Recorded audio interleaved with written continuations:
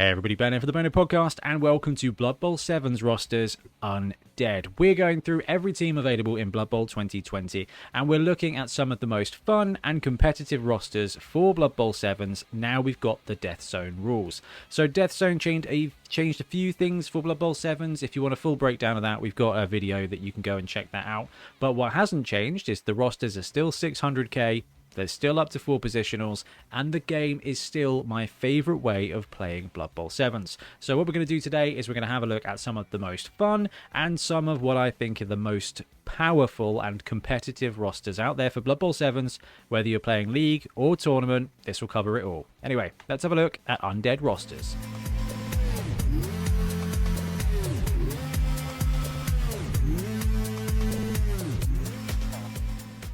Okay, so Undead are a tier 1 team, and they're a tier 1 team for a reason. They've got speed, they've got strength, and they have got an unnatural amount of resilience. Now, a lot of that is going to transfer over to Blood Bowl 7's. There is no line of scrimmage, no line of slaughter in Blood Bowl 7's, so some of the advantage that Undead get in being able to open up with a bunch of really good blocks isn't there. And actually, what's good about Undead in 7's versus what's not good about Undead in 7's. So, there's a ton of good things.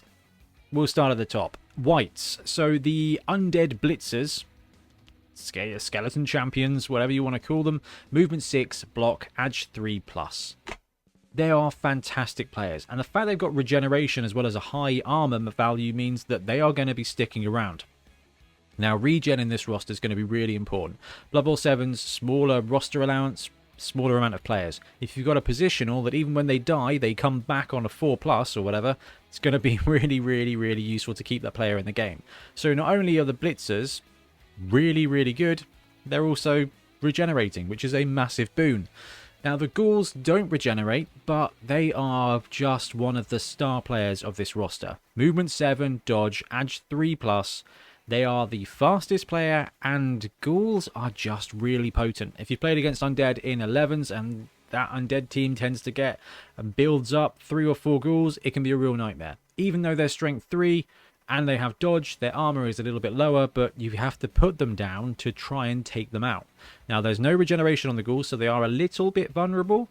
But in 7s, you should be able to protect them, and Movement 7 with Dodge and Edge 3+ means that they are very capable ball handlers, which is exactly what you want on a team that, generally speaking, has quite low agility. And talking of low agility, it's the mummies.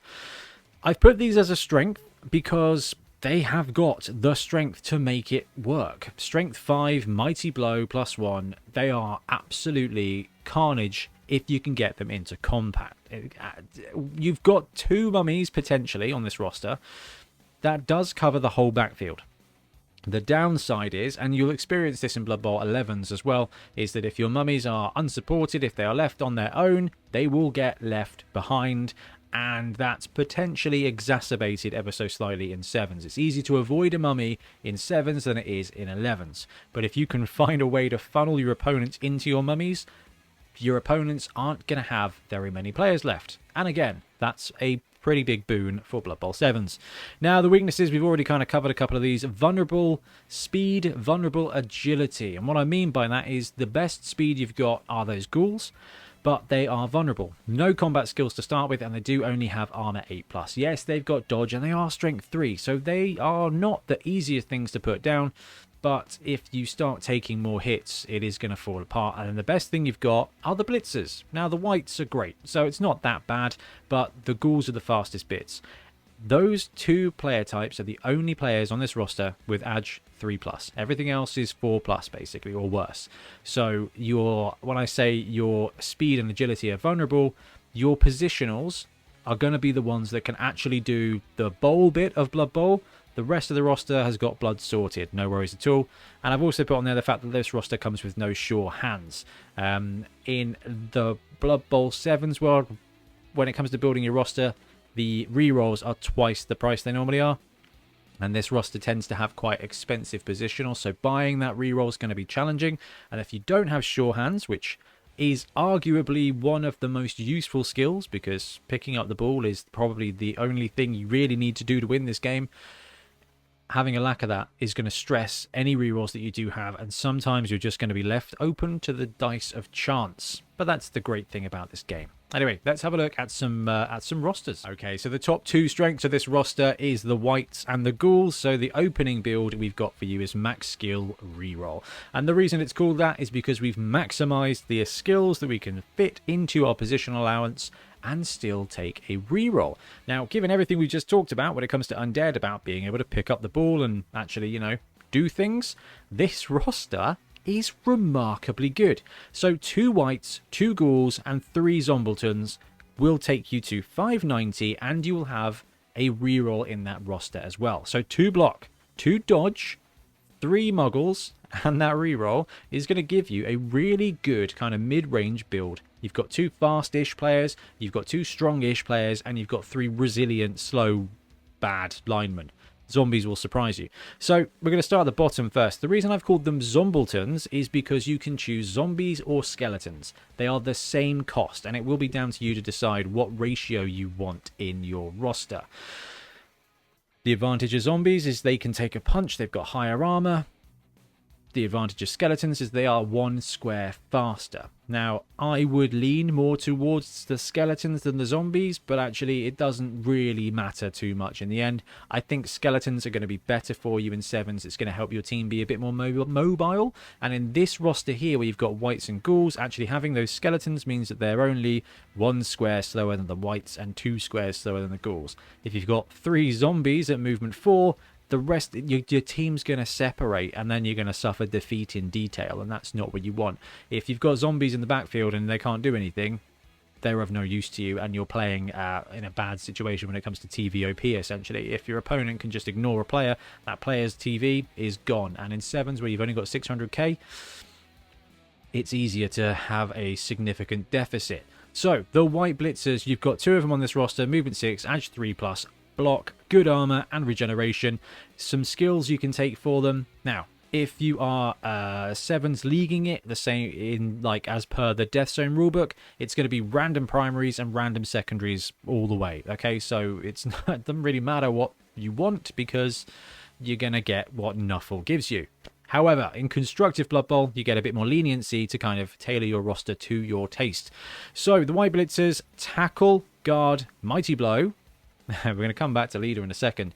Now, White Blitzers, on a roster like this where you've got the ghouls are going to be your primary ball carriers, which means your Blitzers are going to be your primary Blitzers, which means actually their Blitzers' role is removal and being a runner. That's what they do. So actually you can afford to tailor your wights to do that work. Having at least 1 tackle wight is excellent on the Undead roster. There's going to be plenty of dodge targets in almost every roster you're going to come across, and having that ability to move 6 squares and then hit with block and tackle. You've got ghouls and another wight that can support to get you 2 dice. 2 dice block tackle is going to take out every scoring threat that there basically is in the game. So having tackle on there is really useful. The second skill on the list is guard. Now, why is guard useful? This roster here is only strength 3. There are a myriad of teams now that have strength 4 rolls, and strength 4 is as good as strength 5 when you're strength 3. So having that guard piece there on a wight is going to mean that your wight can move around, and then it can support your other wight to get that 2 die block, or it can even support a ghoul to get a 2 die block. That guard is going to make everybody else better, so it's a really useful skill. But if you want to go more along the routes of removal, then you've got Mighty Blow +1 and even Frenzy as well. I don't like them quite so much on Undead. I mean, you can never really turn down Mighty Blow, it's good. But from a skill point of view, I think a tackle player is really useful when it comes to the White Blitzer, and guard would be my next best choice. You're not going to have a huge amount of skills in 7s though, so I wouldn't worry about it too much. But as a secondary skill, if you can take Leader, and I'm not sure if the White Blitzer can, that may be a little typo there, copy and paste error, but if you can take Leader in your roster, it's really worth considering. Okay, some tournaments and leagues don't allow Leader in 7s, but it is a great way to cheat that reroll onto your roster. Now, we've already got one here, but actually having 2 rerolls, 2 block players, 2 dodge players is going to mean that your consistency is extremely high for 7s, so it's always a boon. Now, the 2 ghoul runners, what's better than a dodge player? a blodge player. So taking block on a ghoul is a bit of a no-brainer. However, sure hands, we've already kind of talked about, is a really useful skill in sevens. You don't tend to have a lot of rerolls, and being able to pick up the ball whenever you need to with a reroll, you fail it one turn, you've got it for the next turn, and you've got it, you know, for the next half. It is really, really useful. Now, it's going to be down to you to decide whether or not you want to take block and have a blodge ghoul. Now, the benefit of the blodge ghoul... I'm going to try again, Siri. The benefit of the blodge ghoul is that it's going to stay standing longer, and it gives you a movement 7 blitzer as well. So having a blodge ghoul here gives you a third blitzer in this roster, and is actually a well-protected ball carrier. We've got one reroll here anyway, so you may be able to skip sure hands with this roster. If you get another skill and you're happy to kind of flex, then actually having sure hands on one of your ball carriers is really useful. You're not likely to come up against a lot of strip ball in sevens because skills are at premium, but that will save you from that as well. The other cool thing about ghouls is because they're so fast, maybe not in this roster here, but you can brew them up to be blitzers. Block is great, wrestle is great, tackle at movement 7 with dodge is basically going to be able to put a tackler on anybody who's trying to break through into your backfield. And then of course you do have the option to take a double skill and put leader on a ghoul. Resilience is a questionable thing, but if you need leader, you can take it on a ghoul. And when it comes to the Zombiltons, if you're rolling randoms all day, you're good to go. But best choice for these guys as a lineman, kick is obviously an amazing skill. One of the biggest changes in Deathzone Blood Bowl, Deathzone Blood Bowl 7s, is that the old kickoff used to be roll 2d6, take the lowest, that's how far the kick goes. That is gone. It is just roll a dice and hope for the best. Having kick, being able to kind of drop that in half, means you're going to get some pretty good shots at landing that ball in no man's land. And if you've got a fast team, like this roster here is actually pretty fast. 6-6-7-7, all right, 4-4-4, but 6-6-7-7 actually means you've got a really good chance of being able to pounce in there and put pressure on the ball. So kick is great on a zombie.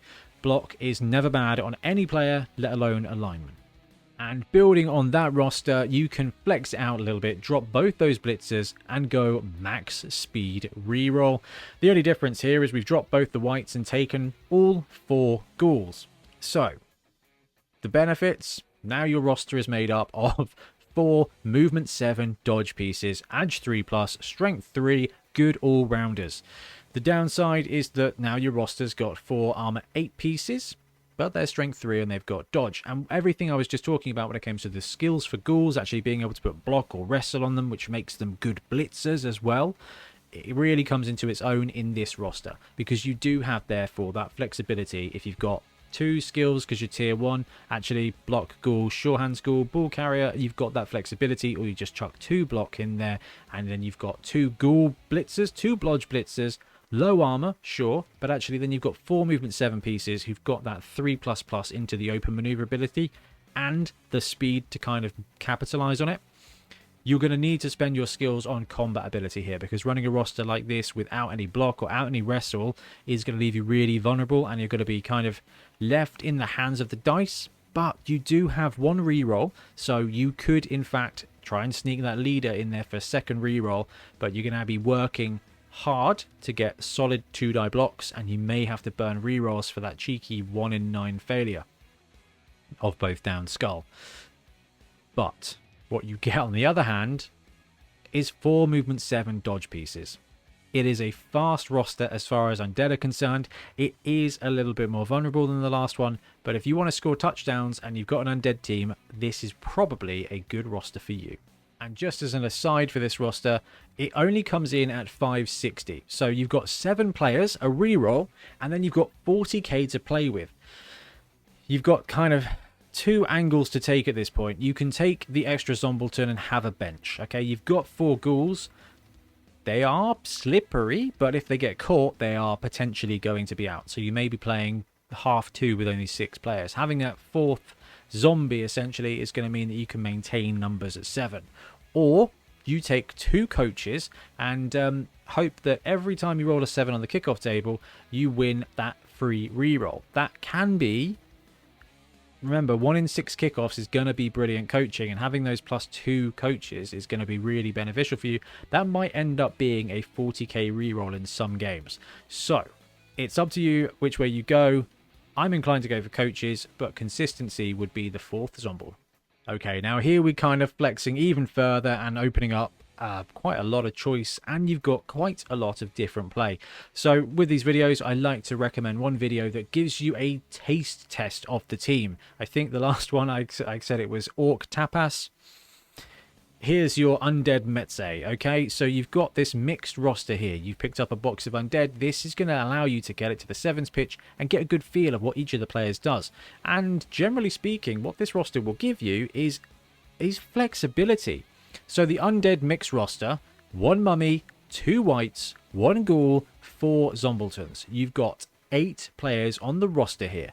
You've got the mummy, you've got 2 blitzers, you've got a ghoul, but you don't have a reroll. You can't afford the reroll if you take the mummy. Now this is a more combat heavy thing. You've got 1 ghoul, he's going to be your ball carrier. But you've got those 2 whites to be a reserve ball carrier if that ghoul gets nuked off the face of the planet. And then you've got that mummy piece. Now, if you can channel an opponent into the mummy zone, that mummy's going to do great work, okay? 2 die block with Mighty Blow, it is going to start picking up the pace when it comes to removal. But you're going to have to kind of force that element. 1 mummy in the backfield gives you range of 3 left, 3 right, so 7 squares covered, and it's an 11 square wide pitch. So you are going to have to kind of goad your opponent into doing that. Now, having the mummy for for defense is great, because actually it gives you a pretty solid ability to react. And on offense, you're going to have to tailor your gameplay because it is going to get left behind real quick. Skills wise for the mummy though, anytime you get a big guy, if you can give them a skill, then block is a brilliant skill to give them. It's good on offense, it's good on defense. The other skill you could take is Pro. Now Pro also got changed in this edition. It's not just 4+ reroll like a team reroll. Now it's 3+, pick 1 dice in the pool you just rolled and re-roll it. So actually that's going to come in handy if you're likely to be legging it about or combating. Okay, so both of those things are what's going to happen with your mummy. I nearly kind of put sure feet on there to basically make your mummy movement 5. That's not a bad one, but actually Pro is going to give you that re-roll 2/3 of the time if it goes wrong, and it's also going to allow you to potentially roll one of your dice when you were making a block. Push, you can re-roll one of those on a 3+ and you may just get a POW. It's actually a really useful skill.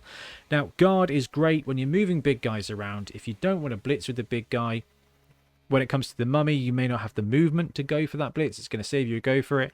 Guard is going to be really useful because you're going to be able to give that second dice, just like we talked about when it came to the white. Now, again, the mummy's quite slow, so being able to bring that guard skill to where you need him is going to be not as easy as it might be with other players. But it's gonna, if you're likely to get into a scrum or if you're going up against another team that's got big guys, then guard is going to be massively useful. Now, mummies are slow, but if you're going to be blitzing with them, then Juggernaut's going to help turn those both downs into pushes. When it comes to it, though, to be honest with you, if you're taking a mummy in 7s and you don't have the ability to give them block or pro, I wouldn't bother with a skill. You can use it on a different player because, quite frankly, 2-die block with Mighty Blow is the boon that you want. The other strength skills, yeah, break tackle, not that useful for this player. So the mummy, block or pro, I think are the best skills for it. If you can't take that and you have a choice, guard. Otherwise, I would put the skill on a different player, like one of your blitzers or your ghoul, because in this roster, your ghoul really does want to be that sure hands piece. You've got 3 combat pieces already, so you get that ball carrier element, and he's going to be your primary runner. Now, the interesting thing about this roster is because we don't have the reroll, we've saved a little bit of cash here. So this roster only comes in at 540. Now, we've already talked about the fact that we've got 8 players, and there's a couple of things you can do. So if you keep all 8 players, then actually you can take 3 coaches and really go solid on winning brilliant coaching, okay? It's a 7 on the kickoff table, it's likely to come up. You can take another player if you really want to. You can take a desperate measure. Now, desperate measures were introduced in this edition of Blood Bowl, and I love them. On an 8, you get a wizard. On like a 6, you basically force one of your opponent's players to miss a drive. You can take up to 5 of them, and they're 50k. So actually, they are a brilliant balancing factor, and they allow you to buy something that is random, that is fun, that is narrative, and sometimes it's going to really just help you win the game. You could even drop your 8th player and take 2 of them. And that, well, you can also take a an undead apothecary version, really, which allows you to re-roll your regeneration. Wouldn't bother with that in 7s. I would either go high on coaches, try and win that roll, or go deep on desperate measures. With this build here, I would go desperate measures because it's a lot more fun. Consistency wise, actually taking 3 coaches is the right way to go. But if you want to live a little, drop that zombie, 500k for your roster, 100k for 2 desperate measures, and just hope you roll 2 wizards. But the Undead box comes with 2 mummies, so we've got a roster for that as well. This is the Maximum Mummy Strength build. We've got 2 mummies, 2 white blitzers, 4 Zombiltons, which brings you to 8 players. No rerolls, not a chance at all. Now, this is a slower roster. You are going to want those Zombiltons to be skeletons to kind of maximize any kind of any kind of speed. And I've highlighted the fact that you can actually drop down to 7 players if you're feeling resilient enough, which is pretty likely, and take that desperate measure for a fun little tweak. Now, if you want to see more about desperate measures, check out our 7 Super Series that is coming out. All right, coming out in a little while. You're going to love it. So the Maximum Mummy Strength build, you've got 2 white blitzers. Those are going to have to be your runner blitzers now. Those are your ball carriers because those are the only guys with Edge 3. Everybody else is 4 or 5, which is not brilliant for Blood Bowl. Normally, if you've got a reroll, it's not the worst thing in the world, but there's no reroll here, so you are absolutely going for it. Hellbent, essentially. But there are several things we can do here to flex this roster to compensate for that. Now, if this is a constructed event and you want to go Maximum Mummy Strength, 1 white blitzer gets sure hands and becomes your primary ball carrier. The other guy gets tackle to be your primary sweeper. And then you've got Zombiltons. One of them takes kick so that you can force your opponent to either drop the ball right close to you or drop them back, and just build your defense to allow them to come to you. Now, the great thing here is that you can put 3 Zombiltons out front, have your mummies behind them, okay, which makes them basically unbaseable, and they can then use that minimal strength to actually cover the whole backfield. And then they're backed up by those movement 6 strength 3 block pieces that you have in the blitzers, in the white blitzers. So your opponent's going to be looking at this going, right, if I go left, one of the mummies and one of your blitzers is going to get me. If I go right, one of the mummies and one of your blitzers is going to get me. If I go up the middle, then everybody's coming, and it's basically a bad situation. This is a really effective defensive roster for 7s. Offense is okay, but is basically going to be a slog into no man's land and then a bit of a breakout with a couple of blitzers, or you're just going to have to try and grind your way down. But there's only 6 turns in a game of 7s, so you can't cage up and wait.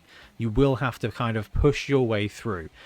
It is an underrated roster. It is not as good technically from a whole, scoring touchdowns point of view, but running this roster is going to make the most of any positioning skill that you've got. And when you get the grind going, when you get those mummies in combat, your opponent's team is going to start to fall apart. So if you've got this roster and you can kick and you've got a player with kick, you pin them at the back, you use your numbers against them, you force them to base your mummies, and then you pound the opponent into the ground. And the last roster I've got for you today is the Zombilton Horde, because you've got to look at this, because you've got to look at the fun side.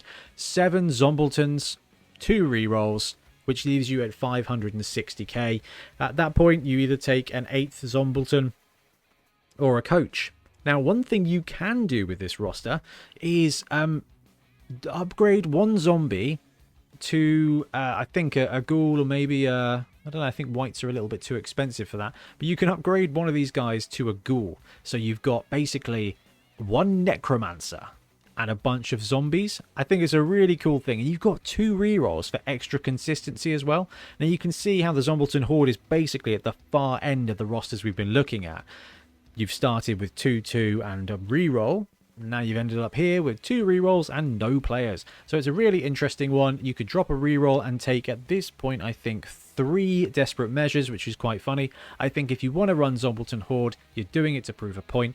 Upgrading one of your players to a ghoul is going to have that kind of one piece of leadership quality. It's going to be an interesting challenge for you playing with it or people playing against it. but I think I have to re-recommend the max skill reroll build. I know you're missing out on the mummy element to it, but those 2 white blitzers are movement 6 and block. They're great blitzers in 7s, and you've got 2 fast ghoul runners as well. Now, you've got the zombies there to be your backup. You've got the reroll. You've got no cash. The only thing you might be able to do is drop a ghoul, but you're not going to have the money with that dropping the ghoul to do anything with it. So I think this is probably the best chance for League and the best chance for competitive Blood Bowl if you are running Undead. And I believe this is the roster that you might see in Blood Bowl 7s in the 7 Super Series this year, because it is a really potent roster from a really potent team, and hopefully we can show just how fun it is. Anyway, I'm going to wrap up now. Let me know what you think of these rosters, and we'll be back soon with more Blood Bowl content. Happy blocking. Thanks very much for watching. We really appreciate your support. If you want to help support the channel even further, please like and subscribe, or come join us on our Patreon.